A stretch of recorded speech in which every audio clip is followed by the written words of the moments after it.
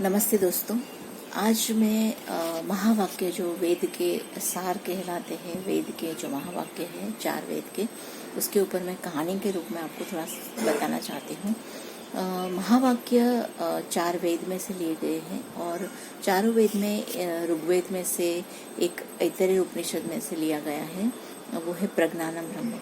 मैं इसको सरल तरीके से अगर समझाना चाहती हूँ या मैं खुद समझना चाहती हूँ एग्जाम पे पॉइंट ऑफ व्यू, तो मैं एक कहानी के रूप में हम समझते हैं उसे कि शिष्य, जैसे पहले के ज़माने में शिष्य गुरुकुल में जाते थे, तो वो शिष्य गुरु के पास जाते हैं और शिक्षा लेने के लिए।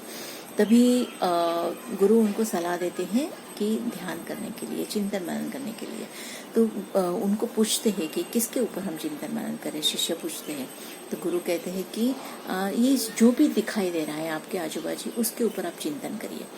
तो इन्होंने चिंतन करना शुरू किया कि प्रज्ञानम ब्रह्म, यानी ऋग्वेद का जो ये ऐतरेय उपनिषद में से लिया गया महावाक्य है, ये प्रज्ञानम ब्रह्म यानी जो भी दिख रहा है वो ब्रह्म है, उसके ऊपर आप चिंतन करना शुरू करें।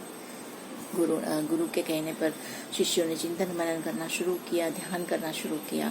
करते करते करते उनके मन में एक सवाल उठा कि ये सब ब्रह्म है तो मैं क्या हूँ, यानी मैं क्या हूँ। ये ब्रह्म है तो मैं कौन हूँ, मैं क्या हूँ। तो वो गुरु के पास जाते हैं और पूछते हैं। तो गुरु कहते हैं अच्छा, ये जो प्रज्ञानम ब्रह्म है वो महावाक्य को यहाँ पे, वो चिंतन को अभी यहाँ छोड़ के, जो ब्रह्म दिख रहा है, जो भी दिख रहा है आजू बाजू, वो तुम ही हो, यानी तुम भी वही हो, ये उन्होंने बताया। अब उसके ऊपर चिंतन करो, यानी क्या, तत्वमसि, यानी जो दिख रहा है वो भी तुम्हारा हिस्सा, यानी तुम ही उनके हिस्से हो, या तुम भी वही हो, उसके ऊपर चिंतन करना शुरू किया। वापिस शिष्यों ने जाके चिंतन करना शुरू किया कि तत्वमसि, तत्वमसि, यानी जो भी है वो मैं हूँ, यानी मैं ये सब हूँ। ये इनके ऊपर चिंतन करते करते उन्हें एक सवाल उठा वापिस कि ये अगर जो भी दिख रहा है मैं भी वही हूँ, मैं भी उनका ही हिस्सा हूँ, तो मेरे में कौन सा चीज ऐसा है कि मैं उनके हिस्से, मेरा कौन सा हिस्सा उनका है। यानी मेरा हाथ है, मन है, पैर है, मेरा शरीर है, या क्या चीज, मेरे प्राण है, क्या चीज मैं वो हूँ। ये सवाल उठता है। वापस वो गुरु के पास जाते हैं कि चिंतन करते करते हमें ये सवाल उठ रहा है। देखो अभी भी यहाँ पे जो कहते हैं ना कि मन में सवाल उठ रहे हैं, यानी अभी भी क्लियर नहीं है उनके मन में। तो गुरु ने कहा कि जो दिख रहा है वो तुम हो, तत्वमसि। तभी उन्होंने वापस उनको पूछा कि मेरा क्या चीज मैं हूँ, मैं जो वो हूँ। तो गुरु ने बताया कि तुम्हारी आत्मा जो है वो है ब्रह्म, यानी आत्मा तुम्हारी जो है वो ब्रह्म है। तो वापस शिष्य ने अपने आत्मा है वो ब्रह्म है, आत्मा है वो ब्रह्म है, उसके ऊपर चिंता, यानी अयम आत्मा ब्रह्म। तत्वमसि जो है वो वेद के सामवेद में से, छांदोग्य उपनिषद में से लिया हुआ महावाक्य है।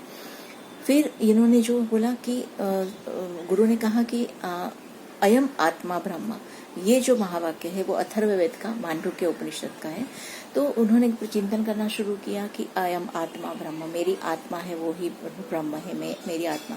यहाँ पे अगर वापस वो द्वैतवाद का है, ड्युअलिटी है, यहाँ पे दो चीज है, चिंतन करने वाला भी है और जो चिंतन, जिसका चिंतन करता है, यानी मेरी आत्मा ब्रह्म है। तो वो दो चीज दिखाई दे रही है यहाँ पे। तो अभी भी उनके मन में क्लियरिटी नहीं आई है। तो वो करते करते वापस उनके उसमें आता है और वो बोलते हैं ना, रियलाइजेशन, सेल्फ रियलाइजेशन होना शुरू करते हैं कि मेरी आत्मा ब्रह्म है, जो ये दिखाई दे रहा है वो मैं हूँ।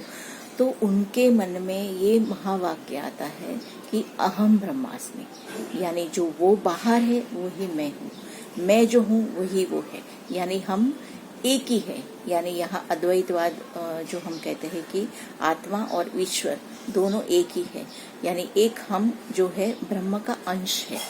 यानी ये अगर समझना है तो मैंने कहानी के रूप में कि शिष्य और गुरु के पास जो संवाद होता है, गुरु उनको चिंतन मनन के लिए, ध्यान के लिए कहते हैं, और वो जैसे जैसे ध्यान करते जाते हैं और उनके जो विचार आते रहते हैं, उनमें मन में सवाल उठते जाते हैं, तो उसके ऊपर उन्होंने एक एक महावाक्य यानी पहले प्रज्ञानम ब्रह्म जो दिखाई दे रहा है उसके ऊपर ध्यान करने के लिए किया। फिर उनके मन में वह सवाल उठा कि ये सब दिखाई दे रहा है तो मैं कौन हूँ? तो उन्होंने बोला कि तत्वमसि, यानी जो है वो तुम भी वही हो, यानी उसके ऊपर उन्हें ध्यान किया। तब वापस उनके दिमाग में सवाल आया कि मेरा कौन सा हिस्सा वो है, यानी जो ब्रह्म है, अगर बोलते हैं कि ब्रह्म है सब कुछ, तो मेरा कौन सा हिस्सा, मैं हूँ लेकिन मेरा कौन सा हिस्सा ब्रह्म है? तो गुरु ने वापस उनको बोला कि तुम्हारी जो आत्मा है वो ब्रह्म है।